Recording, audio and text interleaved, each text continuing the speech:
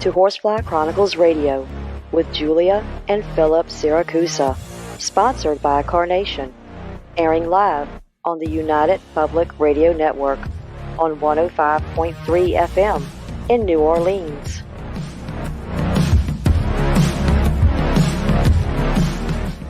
This show's entrance has been edited, produced, and directed by Gwen Clapper from Perfect Trust Productions, LLC.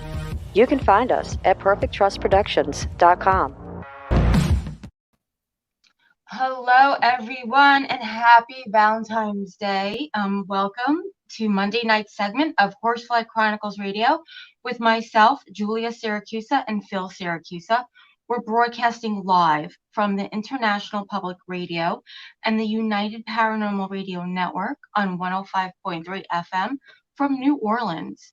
This evening's show is fully sponsored by Carnation, so we want to thank them for their sponsorship. We love them. You will have to do a few things in order to participate. Go over to the YouTube channel, UFO Paranormal Radio or International Public Radio. You can also go into all of the Facebook stations, UFO Paranormal Radio Network, UFO Undercover with Joe Montaldo, News on the Flip Side, Twitch, SoundCloud, Podbeam, and also go over to our group, Horsefly Chronicles Radio, and join if you haven't. If you have any questions for our guests, please ask. Tonight we have an amazing guest. Please welcome Jill Shelley to the show. In 2010, Jill founded St. Croix Paranormal. Her team have traveled to many haunted locations and have been featured on the biography channel My Ghost Story. And in 2018, she purchased the Boyd House in Minnesota. So we're going to be talking a lot about that and this amazing journey that she's been on. So please let's welcome Jill to the show. Welcome. Hi, thanks for having me, you guys. Good to be here. Thank you for coming on. I was listening to a previous podcast that you were on, and it's interesting. You said that your experiences in paranormal started at a young age. Yeah, pretty much when I was at my grandmother's house, there was a room that they had that none of us kids liked. It was really cold. I always felt like something was staring at you. We just never went in there. I always uneasy. Like I hated that room. And one particular night we were sleeping there. It was just my parents were sleeping in the opposite room and it was just myself in one room. I woke up in the middle of the night and I heard these footsteps coming out of that bedroom and my back was towards the door. So I wasn't like facing the door, and you just heard like these footsteps coming, like a pair of boots on wood floor. And it just stopped in front of my door. And then I could feel like this most intense feel, like somebody was almost like with like x-ray eyes, beams going through you. That's almost the feeling that I got. It was so intense. And I was too terrified to turn around, of course. And then and then it turned around and it walked back the other way. And then that was that. And then I was probably like 8 or 9, something like that. So I was pretty freaked out. So I just kind of put the blankets over my head and just waited till morning. Mentioned it to my parents, and they said that they had never gotten up in the middle of the night, which I had heard them snoring too in the next room, so I knew it wasn't them. And I mentioned it to my grandma, who was extremely religious lady. I looked very much up to her, and she's just like, "Oh my gosh, honey, that's just a ghost. He's not going to hurt you." And then I was like so fascinated ever since there. So I'm like, "Oh my gosh, if grandma's like so casual, like, oh, it's just a ghost." I just kind of wanted to know more about them and learn a little bit more of what we could find out. I just kind of got hooked at that point, wanted to find out more information, like who are they? What are they? Just anything I could. Yeah. So did you see who it was? No. At any point in time? No, never saw who it was. Just always that eerie feeling, And back then I wasn't really knowing about doing paranormal investigating or like how to even communicate with the ghosts. At that point in my life as a child, I was more, I was intrigued, but I was also very scared of it. So it's nothing that I went looking for per se. As far as doing any investigating, it wasn't really till the advent of like the TV shows that came out where I'm like, oh my gosh, I can really do this. And, at that point I was, in my at that point, I think early 30s at that point. So I was like, yeah, I can do this. This is super cool. So So that's, let me ask you this question, which a lot of people ask me. I'm sure you've been asked this before. So you hear somebody walking up behind you, but you don't see them. And then people would ask me, well, what's the point of a ghost doing that? Why don't they just show you what they look like if they're trying to make you scared or even show you that they're existing there at that point in time? And no one has come up with a logical explanation. Now, we're all paranormal investigators, Julie and I, but it is a hard question because I always wonder why. If you're going to come up behind me or in front of me, or I feel like you're in the room, right? Because we hear, Yeah. and even on the recordings, we could hear the EVPs, and we know they're there. So why don't they just show us? I think it just because, in my opinion, I feel that it takes a lot of energy to show yourself in a true like apparition or even a full on like you and I would see each other. So I think these are just maybe more subtle ways of them for you to get their attention, to know that they're there. And again, I feel like just takes a lot of energy to do even that, the footsteps or any type of form of communication. So that's kind of what my theory is on that. Okay, so your theory is that they have enough energy where you can feel the presence of something, but you can't see them because they're not manifesting completely because they're not pulling enough out of the, I don't even know, I wouldn't say atmosphere. I know what you're trying to say there. Right. All right, well, that kind of makes sense to me because, you do get recordings, right? Are you in the room? And you'll hear maybe yes or something similar to that, and it's coming from absolutely nowhere. So it's nobody else in the room. Do you think that they have limitations of what they can do? Like they're not allowed, for example, on that side to do certain things? Oh yeah, I totally think so. And it depends also on their energy level, what they're capable of doing, and maybe there's some sort of, and everything's speculation. Maybe they have to learn how to do certain things. Um, you know, we don't really know. Everything we know is all basically in theory. So yeah, I think there is some limitations. I do know just in some of my research, just kind of I kind of like to talk to them a little bit more about the afterlife. What is it like over there? That kind of situation. And I feel like I get a lot of very limited answers. And I think one of them just kind of pretty much hinted that there's certain things that they're not allowed to talk about. So that's where I kind of agree that there is, again, some limitations as to what they can and can't do. What's the limited information they're giving you on the afterlife? Pretty much like anytime I talk about, is there a God, is there a heaven, something where it's going in that religious type mode, pretty much everything shuts down. I did actually was at a rectory where there was a priest who actually had committed suicide. And he was using like a K2 meter to talk to us. So like if he touched it, the answer was yes. If he didn't, the answer was no. He did say he was sorry for committing suicide. He wished he had not done that. But I started asking him about heaven and God. And I think I just said, if you touch this, is there a God? And it didn't do anything. And I said, so you're saying there's no God? And then it didn't do anything either. I'm like, can you not talk about any of this? And then it just went all the way to the red, kept going all the way to the red. So, and I also, so that was kind of indication for me. And like I said, a lot of times when I do ask, heaven and God and questions like that, I think I get a lot of shut down. Like everything kind of talks. That's interesting that you say that because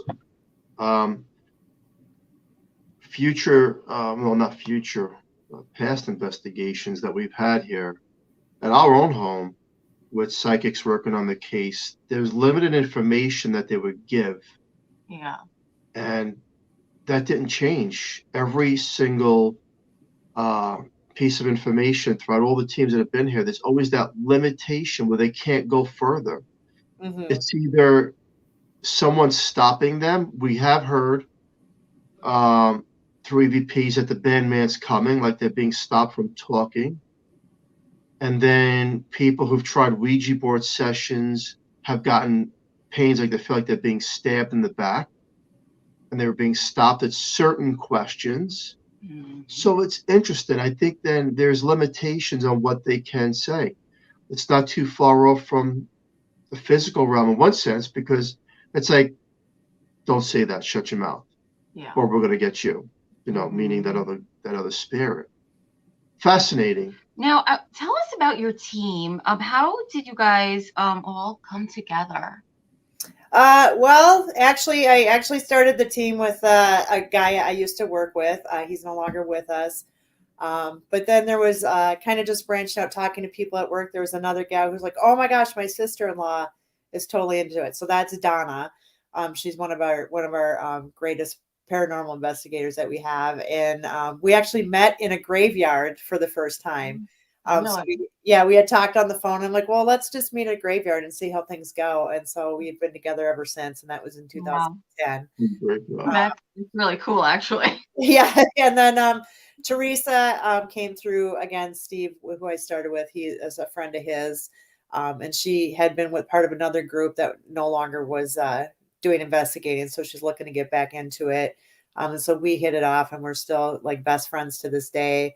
And Alex just found us when we on the internet, just searching for local places to do. And then we had Stephanie with us too, and she was another gal that I worked with. So yeah, we kind of formed a little family there, actually. So we've been together for a pretty long time. That's really great. And you guys have been all over the country, correct? Doing locations and investigating. Oh yeah, we've traveled from one end to the other of places that we could go. I think Ohio has been our farthest, since we have to drive everywhere and haul all our equipment. It'd be super nice if we could fly, but we can't. So yeah, we've been to so many places. Just a lot of good history with just like the Peoria Asylum. We've done Waverly, Banner. Just pretty Villiscax murder. So yeah, pretty much of the big name ones, and a lot of places that people just kind of I don't want to call underground, but maybe the well less known places, but more known in the paranormal community places we've been to. And what is there one that that you guys really got scared about? Like anyone that really left a mark on you guys? Well, we always go back to Whispers Estate in Mitchell, Indiana. That tends to be our most negative place that we actually had investigated. They actually have a lot of negative energy at the house. There was a doctor who did a lot of unethical things with his female patients. They buried body parts in the backyard. He did a mercy killing on his daughter. She got injured in a fire, and then he overdosed her with morphine to put her out of her misery. They had a little boy fall down the stairs and die. And then when they had a really crabby man who does a lot of the negative stuff, he dropped dead of a heart attack in front of his closet the day he retired. So he's really, really crabby. So from the get-go from that place, it was just constant cobwebs on our face. Like we're all just doing this all night long. Everybody just constantly would not stop. Steve even had to go outside. He couldn't take it. It was on the back of his neck all night. It was just like beating on him. So we just kind of had that. We saw some wet footprints coming up from the basement leading to outside. It was just negative. And then we were up in the closet where the man had died. And they also said that, people get scratched, just a lot of negative. People even get locked in that closet, which is like one of those that kind of go up and lock over. So they don't even know how that's even happening. So of course, we're hanging out in the closet. And when I say it's a closet, it's like a big walk-in, so there's like a chair, there's even a little table in there. So it's a big walk-in closet. Teresa was sitting on a chair. I was way in the back corner, and I got this voice in my head. It was like a male voice, and it said, "Get out of this closet."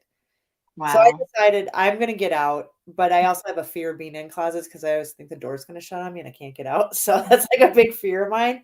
So I thought, well, okay, it's just me being I don't want to be in the closet. And Teresa remained in the closet. We also got on the spirit box at that point. It said, "Shut this door." And we didn't do that either. And so the next thing Teresa comes flying out on that chair. So she flew about 4 feet out and landed on her hands and knees.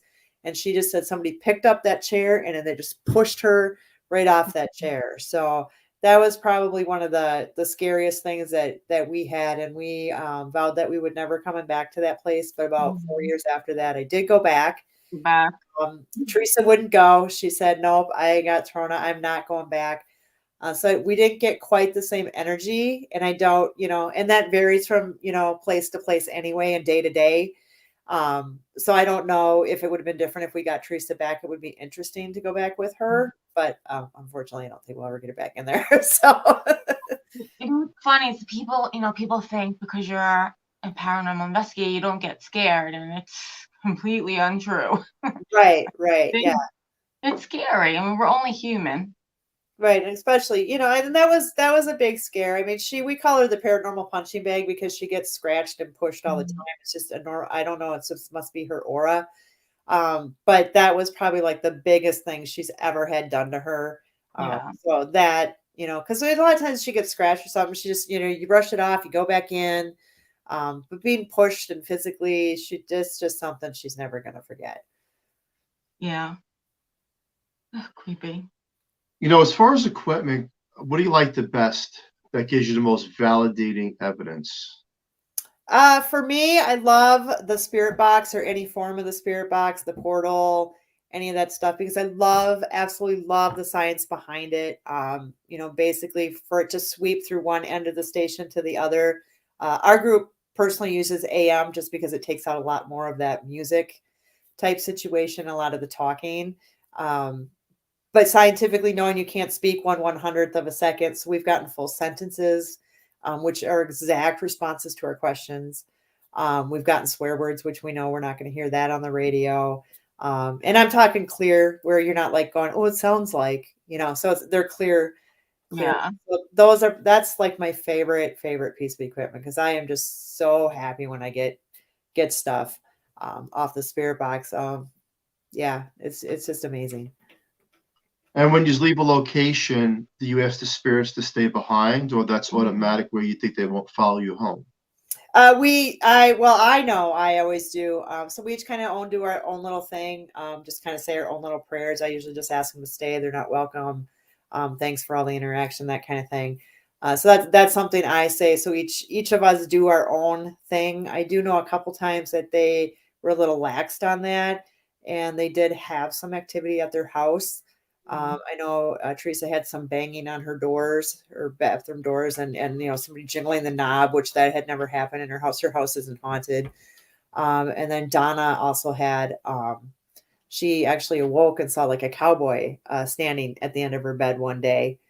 So she just kind of told him to leave, and then that was that. And then the biggest one, I think Alex had one too. And they lived in an apartment, so and again, never had activity before in their whole place. And their dog would start just randomly barking, like looking in there, barking. The faucets in the bathroom were turning on and off, and in the kitchen, and that had never happened before either. So I think that they've gotten a little bit better about saying something when we go. But yeah, so a few times when you forgot, they did have a little activity. And how do you get, like, they just leave?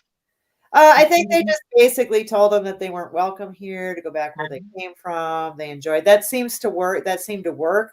I suppose we would have to develop into more type situations if they were to linger around. So our team is not experienced as far as getting rid of ghosts or sending them. We're more about proving that they're there and possibly who they are, what what they're there for. But as far as sending them to the other side, that's beyond our expertise. So that was something we would have to refer to somebody about. Okay. Now let's get into the Boyd house a little bit. You have a documentary that we've seen. It was really good. Very good. And I remember you talking in there about the drawers opening up and the walking. The cabinets. Do you think that whoever was there and died there or on that land or around that land is still in that time frame of existence, and this is why you hear certain things? Or do you think it's live, active, like they can hear and talk to you simultaneously between worlds? Oh, I know definitely, at least in at the Boyd house. I just have evidence that they are actually interacting with me at that particular time and moment. They can tell me what I'm wearing. We've done like a Estes method when I'm yawning, and they're like, "Hey, don't yawn." So they're actually interacting with what I'm doing. We've gotten in EVPs that have interacted with what I'm doing, not only at the Boyd House, but at other places too. I think one of my favorite EVPs was at Randolph County Infirmary we were at, and we were just walking down the hallway, and the only people investigating that night were me and Teresa. And we actually got an EVP that said, as we're walking down the hall, unfortunately we didn't hear it at the time, but it just said, "Come on in, girls, pleased to meet you." So, Wow. like, and then I think we were down in the basement too, and they've had, I think, 2 or 3 fires at one point back in the day. And we had like an old man's gruff voice saying, "The building's on fire, don't you know?" Like, so then now was he reliving back in the day because the building's on fire and he sees these girls walking through?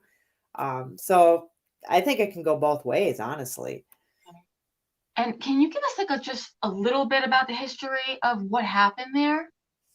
At the Boyd House? Yes. Yeah. So we just, like, the deed for itself goes back to 1889. So the land was owned by the St. Louis Minneapolis Railroad. So back in the day, Boyd became like a big, wild, booming West town. The house was actually right on the corner, right on the edge of town. So there used to be a livery stable across the street from it. And then all the town was surrounding it. So you can just imagine, we have pictures all of the old days where they have the horses and the wagons, just like you'd see in the old cowboy movies. And then the Sioux Dakota reservation line just butted up right against the edge of town. So I'm sure there was a lot of happenings and deaths and things that you're not going to find history-wise. But what we do know, so the house itself was built in 1901. And then we do have some history of a family living there before, but I haven't found anything real sequential about them. So the most I know is in 1912 is the Eckert family had moved in there, and they stayed there till 1958. And then Fred Eckert was a very big, well-known businessman in town, and so he owned like a fancy dry goods store. So they sold, anything from fur coats, shoes, food, just kind of, you name it, they sold it. And then he became part of the school board. He and his father and his other brother built one of the Lutheran churches in town, part on the fire department. So he was a very well-rounded, respected businessman in town. He passed away in the home, and then his wife also passed away in the home, and her funeral was also held in the home. We had like 3 big bay windows like they do back in the day where they'd always put the coffins. So her funeral was held in the home. 2 of her children passed away in the home, one in infancy and one when he was about, I believe he was like 4, and he choked to death. So he died. And then we also have a lady in the 70s who died now. So everybody's, other than the little boy, has died of natural causes that we know of. I have a psychic had said too that there's a couple people that died of tuberculosis, but you won't find a record of that. But we do get a lot of different names and information of that come through that I can't tie to any of the deeds or any information. So I don't know if they're passerbyers or what. The railroad track runs right outside the back of the yard too, so we could get a lot of energy from that. So that's pretty much what we have for the history, but we do have a lot of evidence of the Eckert family still being there. Wow. How many people in the family? There was, I believe, 4 that survived. 4 that survived, and then 2 of the children that had died there. And I believe they had 2 other children when they lived in Iowa, but that was before they moved up to Boyd, and those children had passed away as well. Okay. So you believe people are there from that family, and the question is, why? Why do they choose not to move on? Is it because of free will? Is it because we want them to communicate with us because we're there and we're using part of our energy to pick up residual energy? Or is it because they can come back and forth from a higher vibration, a higher energy place to that location when asked upon? For example, when someone's sick in the hospital and you pray to whoever you pray to for that person to get better and heal, the higher spirit comes / angel at that current time. Sometimes your prayers are answered. Is it similar to that using our energy and intention to communicate with the spirit? Or is it that the spirit is always there and the spirit's been caught on maybe a surveillance camera or some kind of recording device when no one is at the location? I think it's that combination of all of the above. And I don't think anyone really knows the true answer of why are the spirits here, whether they come and go, whether they choose to stay. I think we have a combination of all of it. Some can, some can't. Do we really know? No. Again, I think everything a lot is in theory. When it comes to the Boyd house, I feel like they stay because they have a very strong attachment to that home, a very strong attachment to that community, and just the love of it. And so I feel like maybe Minnie stayed around when she passed away because she was waiting for Fred. She passed first. Maybe when he passed, they're like, hey, let's just stay here. Who knows? Yeah. So I think it just depends on the place, the situation. I mean, every spirit who has died has it been a tragic death? Was it a suicide? Was it just old age and it was your time? So I think that also creates a lot of differentials on how that spirit's going to be. Whether it's that stuck, come, go, unfinished business. I think there's just a lot of factors involved. I don't think there's one definite answer. Have you come across any spirit in the house that's not nice? No, not that hasn't been nice. I heard that Fred can get a little pushy back sometimes when he's done with you, when he's kind of like had enough. Yeah. But never anything evil. Okay.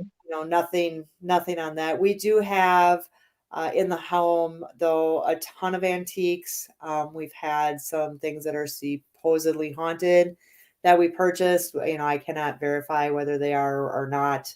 But we've purchased things like that and put that in the home as well.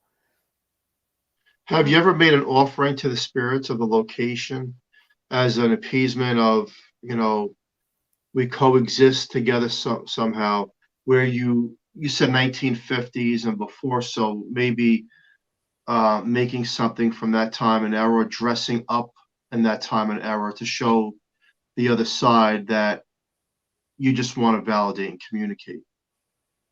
Yeah, I do a lot of trigger objects, and especially like at Boyd too. I always ask them like, "What do you want?" You just let me know, and if I hear something on the spirit box, or maybe even if a psychic tells me something, I'll just go and I'll do it. So I do that. We have dressed up in time period at other locations, whether it's a doctor or nurse. We've even gotten jail outfits. So we've played that time period piece as well. So yeah, we kind of feel like that's just a trigger object, and I think it helps in some situations. Yeah, we've had on previous, because I think it was the Hinsdale house. They said that people dressed up back in the day, I and like it does that. help. Yeah. It's interesting too. I mean, you know, Give us like a really good EVP that you got yeah, like there. give us like one of the most credible EVPs that you didn't have to make out what it said. You knew exactly, like everyone could hear it. We got the very interesting enough to the very first public place that we did. As far as going to a real haunted location that that you have to pay for was Villisca Axe Murder House. And we probably had 5 or 6 Class A EVPs from those children.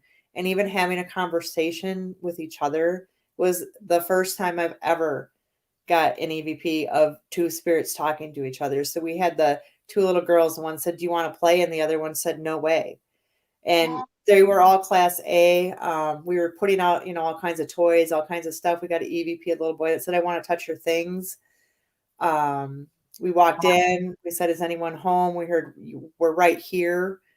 And then what was the other one? We had another one that was really good that I can't think of. But yeah, we just had some really good Class EVPs. Like you didn't have to tweak them out. You didn't have to do anything. They were just like, boom, they were right there. So The best. that was like, just amazing. We had gone in there with the attitude of we weren't going to talk about what happened at all. We were just going to play. And so I think maybe that's why we got some really good interaction that night. because we never once talked about the murders or death because we felt, No. everybody does it and you don't want to rehash it, and especially children. So we just brought toys and we played games and we had a lot of fun. That's good. Did you ever try to go in the house with friends or The Boyd house? the Boyd house with people and not try to interact, but just try to, just do what you're doing, normal day life, like go there and have tea or coffee or just amongst yourselves, and then ironically something happens that you can't explain instead of trying to have something happen.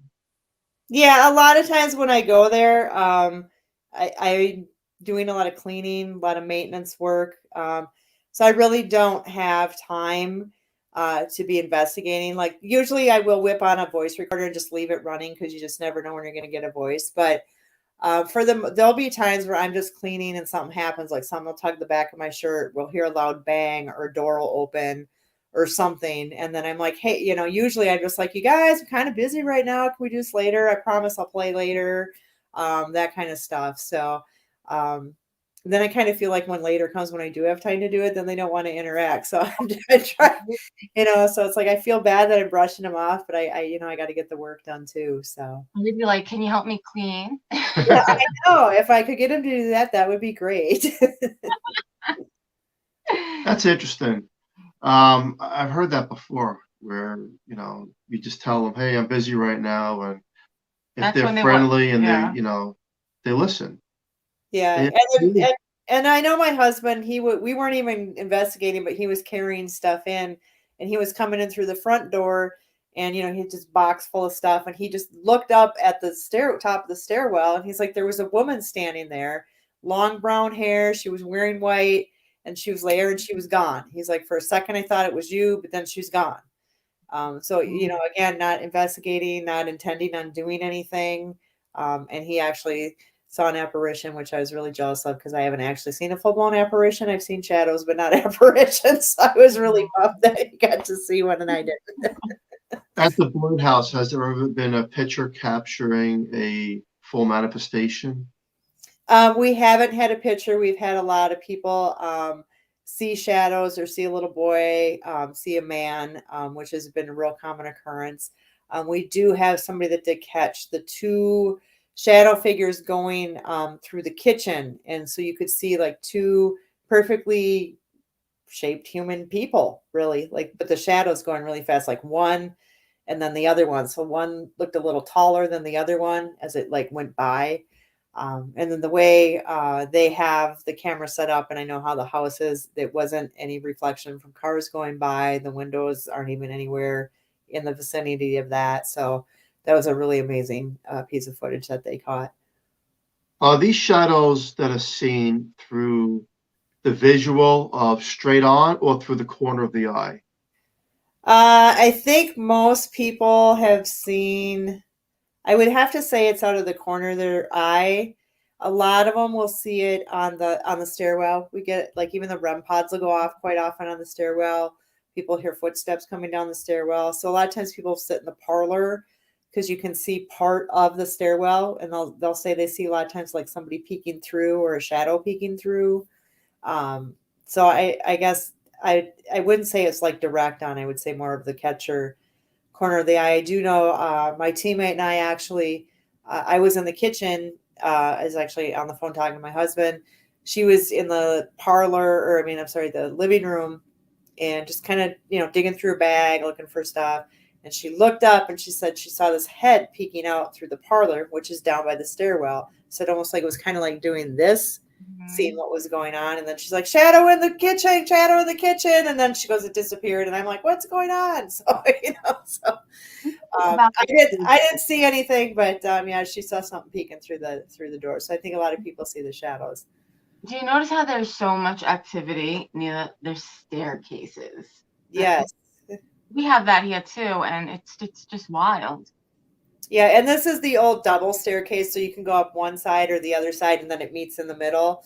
So I don't know if they had maids or anything, because one entrance will take you into the parlor, and one entrance will take you into the living room.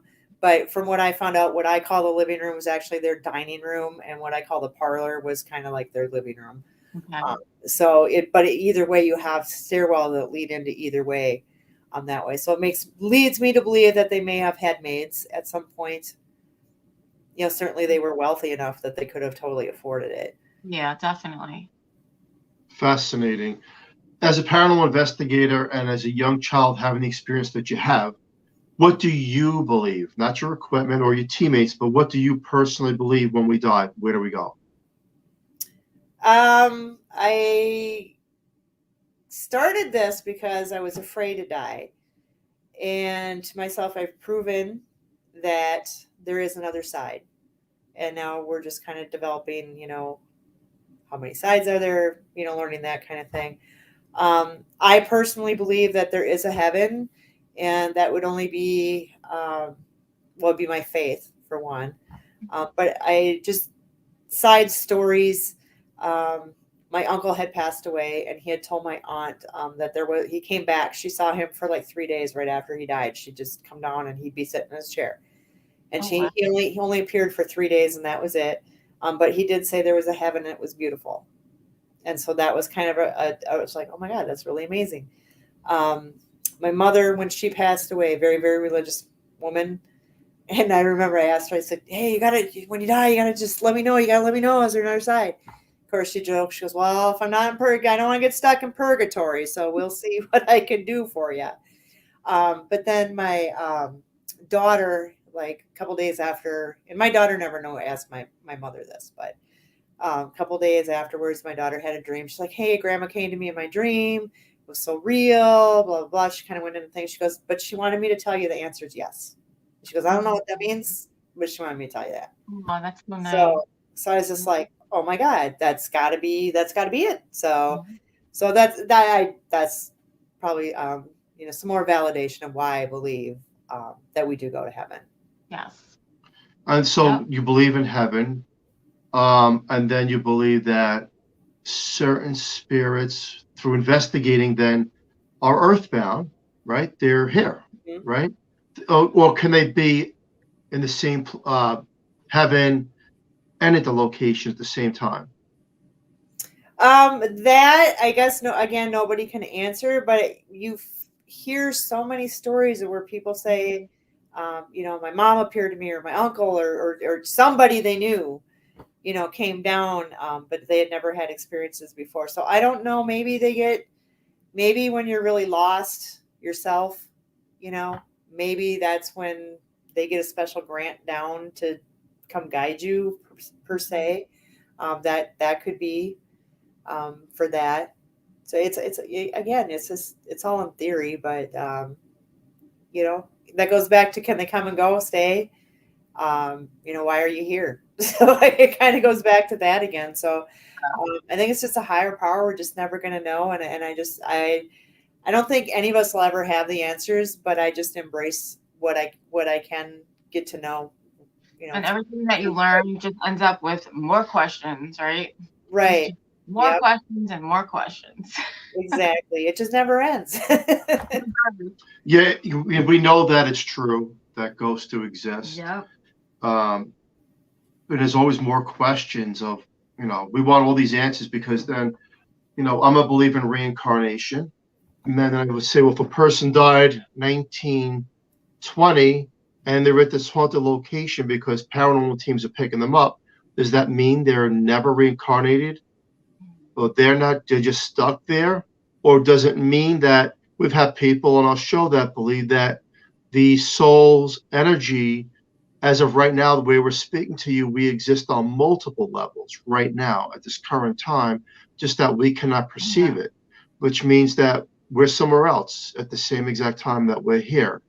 Again, it's boxed into our thoughts, but a lot of investigators I've spoken to previously have believed that. It blows your mind. It kind of goes to the theory of everything. Mm-hmm. We're all energy. We cannot be created nor destroyed, and neither do we exist because we only exist through the subconscious mind. We create the world around us. Oh yeah, I totally agree with you. Yeah. It's like you said, it's just mind-blowing, and there's just so many different aspects on so many different levels that I don't think you can grasp all of it, honestly. Let's talk about so you have a ghost experience. You have the Boyd house. Do you believe in aliens? Ooh. I'm not sure. I find the subject very fascinating. I don't know. It's like, but we've had a lot of people that had different experiences. We talked with, and I don't remember their names, but they were the guys, the original. My husband would know better because he's a bigger fan. But we were at a paranormal convention this year in Iowa, and the guys from the movie Fire in the Sky, the actual guys the movie was based on, were down there. So he had a really long conversation with them.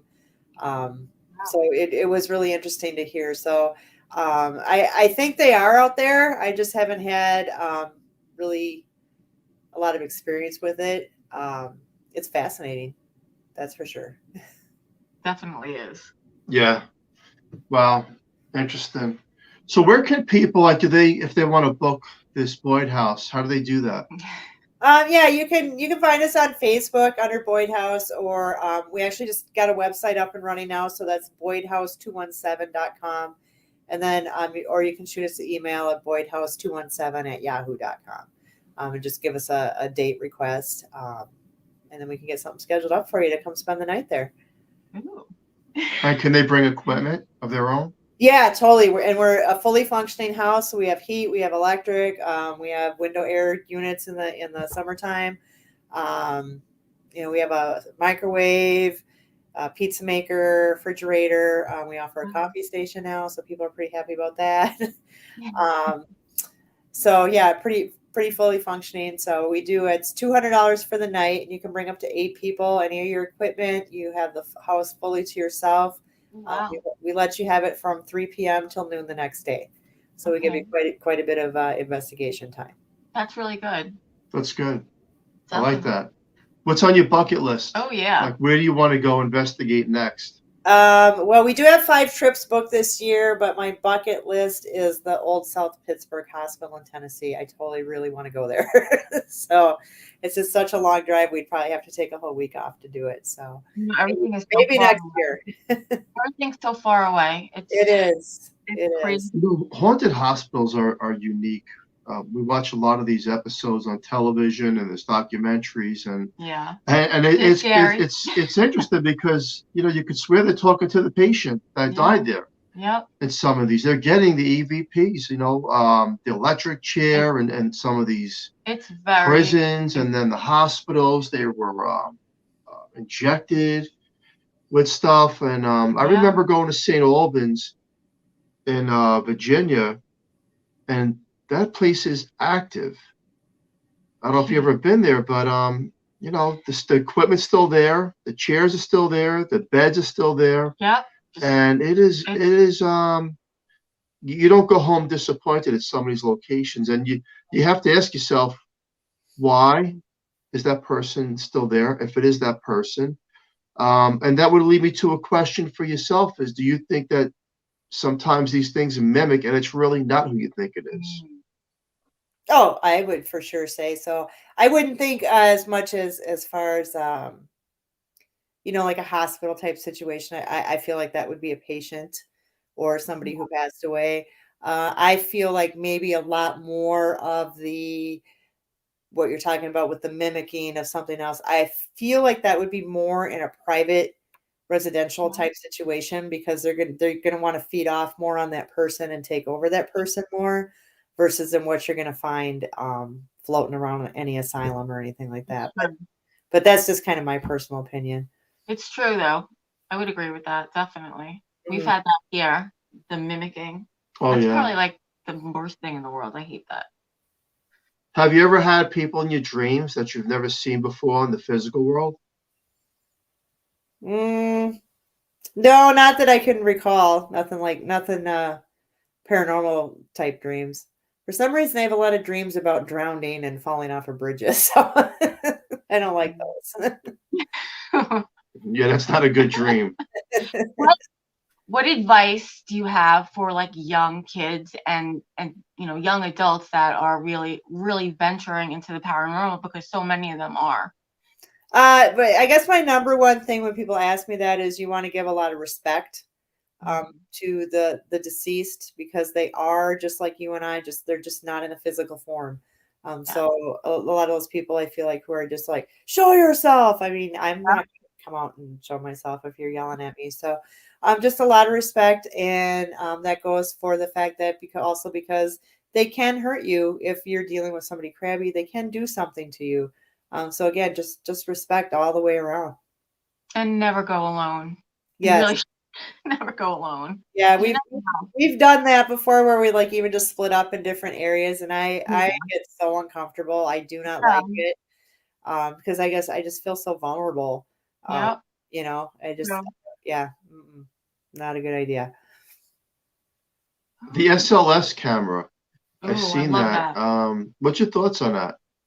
I think you gotta just take it with a grain of salt too when you're looking at that, because you need to decide, is it, because I've seen it like act like somebody's there and it's like, well, it's really actually mapping my TV tray, so you really got to kind of look at what type of what it's doing and what is in the background, what's your situation. I have had some at the Boyd house where we've actually had a stick figure and they were actually tapping to the beat of the music. And they were actually tall, so it wasn't like this little figure or anything like that. It was probably somebody who was like, almost 6 foot tall and tapping to the beat of music. Then they sat in the chair and you could see the legs being crossed and tapping to the beat. And then we had been playing the Victrola, and I take the crank out because it's a very old Victrola. I don't like people messing with it. I don't want them to break it. So when I'm not there, but we had left the camera running on the Victrola, and I went back to go get something. All of a sudden I looked and there's this stick figure standing in front of the Victrola, and it was going like this and then back. Like it was looking like, where's the crank, and like trying to figure out how to make this record play. It was just the craziest thing. That's interesting. Wow. Have you ever stayed at a haunted location by yourself? Or if you didn't, would you? I haven't stayed anywhere by myself other than the Boyd house. And then those days I usually tell them to keep it low key because I'm by myself. But no, I don't think I could be brave enough to do any other well-known haunted location, just because I don't know the spirits that well. And it's just creepy. So I don't think I could do it. I don't think I could. What's your thoughts? Couldn't do it either. What's your thoughts on demons? Do you believe or you don't believe? Oh, they're out there, but they're rare. It's not like how Hollywood makes it out. But there definitely is. There is evil. There's also what some people would classify as evil, which could just be a grumpy old person. Mm-hmm. But as far as the true rare demonic, it's there, but you're not going to find it that often. Has anyone ever gotten oppressed? Any of your teammates at any location? I did once myself. We were at Farrar Elementary, and they do have, I think it's the principal. He's kind of more of a negative, heavier energy. And I didn't realize I was doing this, but when we were up on the 3rd floor, there's no power, and the K2 was going crazy. We were getting interaction, and one of my teammates came by, and I literally started screaming at him, like, why are you up here? And they're just like freaking out. And he's like, oh, okay. And he left. And then like we're walking down the hall, and the girls are like, geez, Jill's being a big B, but that's not my attitude. That's not how I'm like. That's not how I act. That's not how I behave. When I watched the film footage back, I had no recollection of any of this happening. Wow. So I had to call them and apologize and say, hey, I said, you guys should have took me out of there because I don't act like that. So it was totally inappropriate, just yelling and screaming at people and just being very angry. And I have no recollection of even doing that. So Were you okay when you got out? Were you okay when you got out? Were you okay when you got out? Like, were you feel different? Yeah, at that time, I was smoking, and so we took a smoke break, and I think that everything kind of resumed back to normal after that. But you couldn't remember. I didn't remember anything, and nobody said anything because then I was just back to my old self, after that. So they probably just didn't, think anything. But when I watched the film footage back, seeing all this, it's like, oh my gosh, that's totally not me. Well, that goes to show you and everyone, the listener out there, that the power, now I know this to be true, that the power of an energy from the other side that you cannot see and you don't know what you're dealing with, it's always good to respect. Yeah. You want to validate, appreciate, because you don't know who you're talking to or what, and it can be a negative entity. They are rare, but it can be, and they could also take your body over very, very quickly. And I've seen that multiple times. Yeah. I've seen that happen to atheists. So it does exist. It is true, and you have to be careful of the words that you shed, because these things can be malevolent. Again, it's rare, but it does happen. And just because we look at a watch and say, well, it's over now, it'll never come back. I challenge you to watch the movie, if you haven't, or documentary Emily Rose. There's a lot of questions on that, but when you see how this young, beautiful girl, the innocence and how she was taken over, and whether or not the medications had any effect on it, of her demise, I truly believe from hearing the recordings that the movie had played, that it's authentic, it's real, and that there are similar cases, such as The Exorcist and the Amityville Horror, where people can get taken over and inflict harm on other people. So for the new paranormal investigators, or those that want to challenge the other side, you're walking on delicate waters. It's all good for the fear factor of I want to see, I want to hear, like a roller coaster ride when you get to the top and you can't wait to drop, going down really quick. But you must be careful, because I always say that it's similar to like a fireman or a police officer, or even someone in the military. You don't know what you're walking into, so you got to be very, very careful.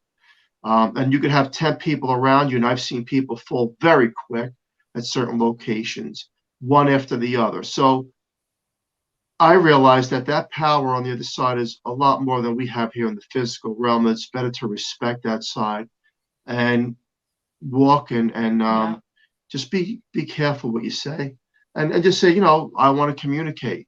And you don't challenge or provoke. Provoking is the worst thing you can do. And I've heard cases where people a year later, just because we make up time, there is no time on that side.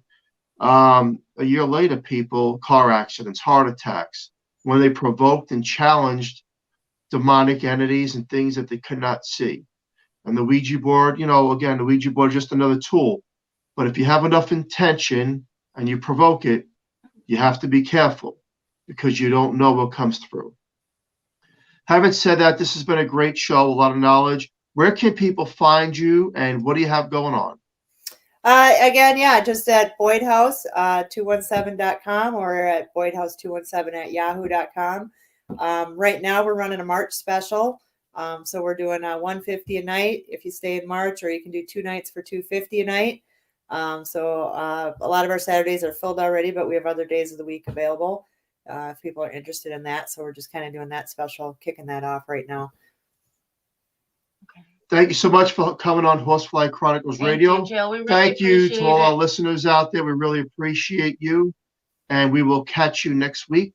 Thank you so much, at Jill, the same for coming time. on Have a great night, everyone. Thank you. Bye-bye. Bye. Jill. Oh, wait, we have to close the show. Sorry about that.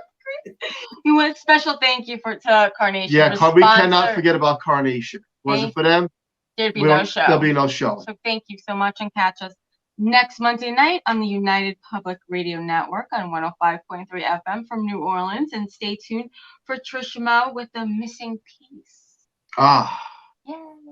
All right, guys. Looking forward to listening to that. Have a great night, everybody. Thank you, Jill.